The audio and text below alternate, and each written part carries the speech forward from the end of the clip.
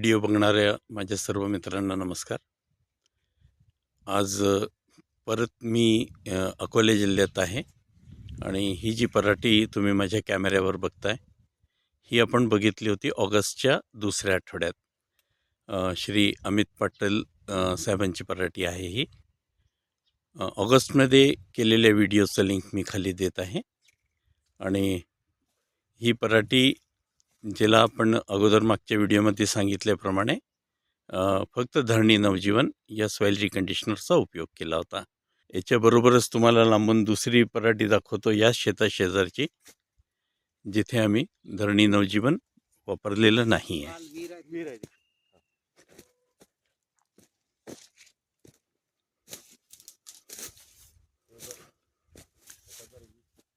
ही जी पलीकडे बारीक पराठी तुम्ही बघताय फक्त धरणी नवजीवन वापरलेलं नाही आणि व्हेरायटी सेम आहे। शिवाय अमित पाटील साहेबांचंच ते शेत आहे। साधारण एक 3 एकरमध्ये आपण धरणी नवजीवन वापरलं होतं।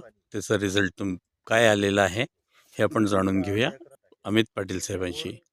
शिवाय या व्हिडिओमध्ये मी त्यांची जी तुराटी आहे, तूर जे धरणी नवजीवन वापरून केलेली आहे तेही मी तुम्हाला या व्हिडिओत दाखवणार आहे। पाटील साहेब नमस्कार। नमस्कार। ही पराठी मी बघितली होती ऑगस्टच्या दुसऱ्या आठवड्यात, जेव्हा साधारण 1.25 ते 1.5 महिन्याची ही पराठी होती आणि आज मी बघतोय की सर्व पराठी डोक्यावर गेलेली आहे। तर आपण काय काय नियोजन केलं, काय वापरलं धरणी नवजीवनच्या व्यतिरिक्त? धरणी नवजीवनच्या व्यतिरिक्त आम्ही याला अजिबात काहीच दिलेलं नाही आहे। फक्त धरणी नवजीवनवरच ही म्हणजे कॉटन आहे आणि धरणी नवजीवनचा आम्हाला म्हणजे रिझल्ट असा वाटला की फ्लावरिंग आणि फ्रुटिंग याची दुसऱ्या शेतापेक्षा ज्यामध्ये आम्ही धरणी नवजीवन वापरलेलं नाही आहे, तर याच्यामध्ये फ्लावरिंग आणि फ्रुटिंग व्यवस्थित वाटली। बरं, आणि एवढ्या पूर्ण पिरियडमध्ये फवारण्या किती घ्याव्या लागल्यात आपल्याला? फवारण्या याला आम्ही 4 स्प्रे घेतलेले आहे। म्हणजे एवढ्या पूर्ण पिरियडमध्ये फक्त 4 स्प्रे? बरं, ते 4 स्प्रे रोग आला म्हणून घेतले की प्रिकॉशन म्हणून घेतले? प्रिकॉशन म्हणून। हां, म्हणजे रोग आलाच नाही? नाही। हां, धरणी नवजीवनमुळे पिकांची रोगशक्ती वाढते। प्रतिकारशक्ती वाढल्यामुळे कमीत कमी रोग येतात किंवा नाहीच येत।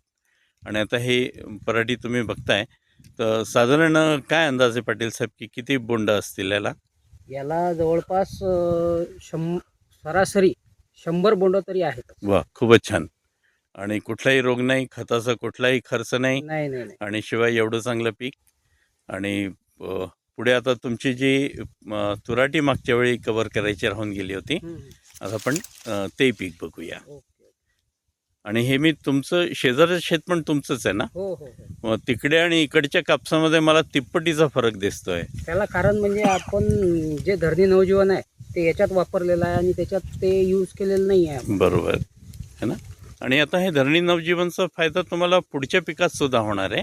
हे एका पिकापुरतं मर्यादित नाही आहे, हे एकदा सॉइल रिकंडिशनिंग झाल्यानंतर हा इम्पॅक्ट टिकून राहतो बरेच वर्ष, है ना? तर चला आता आपण तुमची तूर बघूया। आपण आहोत तुराटीच्या प्लॉटमध्ये। तुराटी एक नजर दाखवतो तुम्हाला। हे पण अमित पाटील साहेबांचं शेत आहे।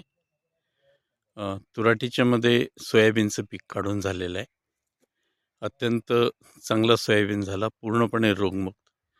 जेव्हा की आसपासच्या शेतांमध्ये येलो मोझॅकचा प्रकोप होता, पण पाटील साहेबांचं सोयाबीन पूर्ण अगदी व्यवस्थित निघालं आहे। त्याबद्दल पण आपण त्यांच्याशी माहिती घेऊया। शेंगांची संख्या लक्षपूर्वक बघा, भरपूर झुपक्यांनी शेंगा लागलेल्या आहेत। चला आपण आता बोलूया पाटील साहेबांशी। आम्ही जी आता तुराटी बघितली तुमची, फारच सुंदर पीक आहे। आता या तुराटीबद्दल तुमच्याकडनं जे माहिती द्यायची ते तुम्हीच द्या। माहिती म्हणजे अशी आहे, याला पण आम्ही धरणी नवजीवनच वापरलेलं आहे आणि हे बेडवर तुरीची लागवड करून आधी धरणी नवजीवन टाकलं, त्याच्यानंतर बेसल डोज म्हणून, आणि नंतर बेड पाडले आणि बेडवर तूर लावली आणि 2 तास त्याच्यात मध्ये सोयाबीनाचे पण घातले। आणि आता जी तूर दिसते याच्यामध्ये सोयाबीन काढून झालेलं आहे। हो।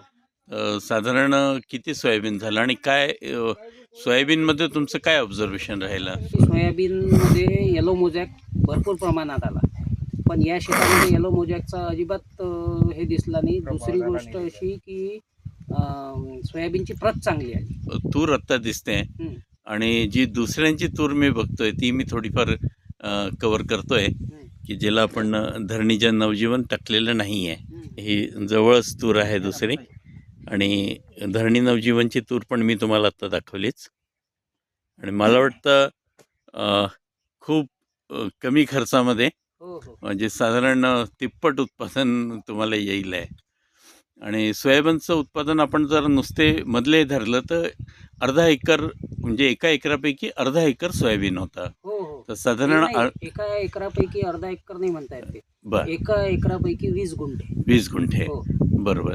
आणि त्या 20 गुंठेमध्ये किती सोयाबीन झालं आपलं? आता हे तुरीचं क्षेत्र 6 एकर आहे बर आणि सोयाबीन आपल्याला पकडावं लागेल 3 एकर. तर त्याच्यात मला 20 क्विंटल सोयाबीन झालेलं आहे. वा, छान.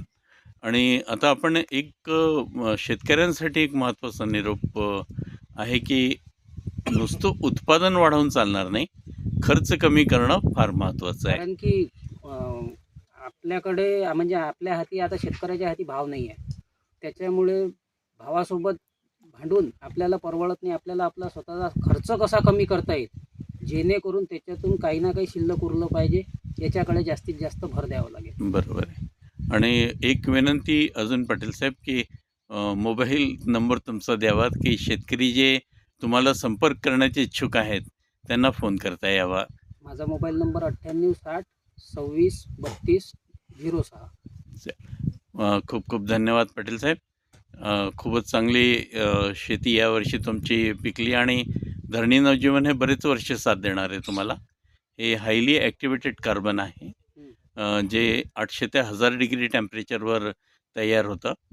आणि ॲक्टिवेटेड कार्बन असल्यामुळे याच्यामध्ये जीवाणूंची संख्या खूप झपाट्याने वाढते आणि त्या जीवाणूंसाठी राहायला खूप चांगली जागा होते.